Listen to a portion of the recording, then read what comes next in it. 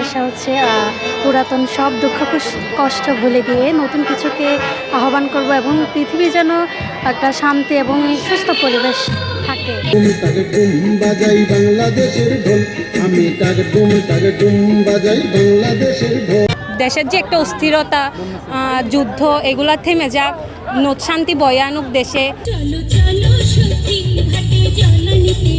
প্রথমবারের মতো স্বৈরাচার এবং ফ্যাসিবাদ মুক্ত পরিবেশে আমরা নববর্ষ উদযাপন করছি। আগে দলীয় আবুত্বের কারণে আমরা এখানে পয়লা বৈশাখে আসতে পারতাম না, এবং একটি দল, বিশেষ করে এই ফ্যাসিস্ট দলটি এখানে পয়লা বৈশাখে দলীয়করণ করেছিল এবং তাদের ইচ্ছা মতো তারা বাঙালির সংস্কৃতিকে কুক্ষিগত করার চেষ্টা করেছিল। এবার স্বৈরাচার মুক্ত পরিবেশে দল মত জাতি ধর্ম নির্বিশেষে আমরা অনেক আনন্দঘন পরিবেশে এবারে পয়লা বৈশাখ উদযাপন করছি। 24-এর গণঅভ্যুত্থানের পর যে নতুন একটি বাংলাদেশ আমরা পেয়েছি, সেই নতুন বাংলাদেশের স্বপ্ন যেন ভঙ্গ না হয়।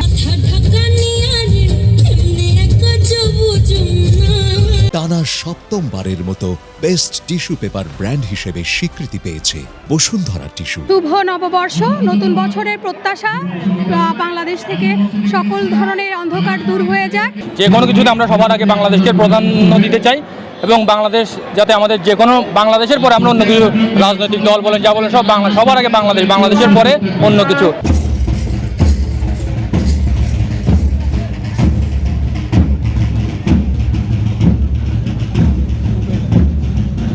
নতুন বছর মানেই নতুন কিছু।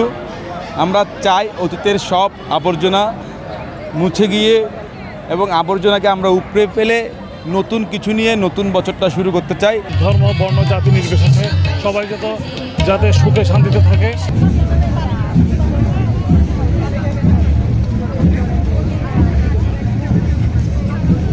যেভাবে গাজায় হামলা করতেছে, ওটার শান্তি কামনা করছি। আজকের এই পহেলা বৈশাখ দিয়ে আমি যাচ্ছি, যুদ্ধ নয়, আমরা সবাই একসাথে বাঁচবো, সকলের মধ্যে সম্প্রীতি সৃষ্টি হোক।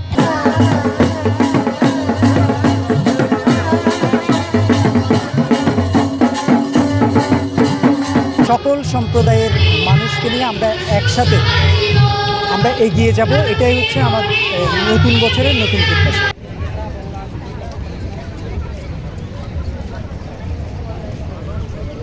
নতুন স্বপ্ন, প্রত্যাশা আর সম্ভাবনায় পূর্ণতা পাক প্রতিটি বাঙালির প্রাণ।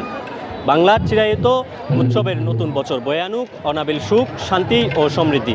থেমে যাক বিশ্বের প্রতিটি যুদ্ধ, হানাহানি। নতুন বছরের এমনটি প্রত্যাশা প্রতিটি বাঙালির। পর্যটন নগরী কক্সবাজার থেকে মিশু দাশগুপ্ত, কালের কণ্ঠ।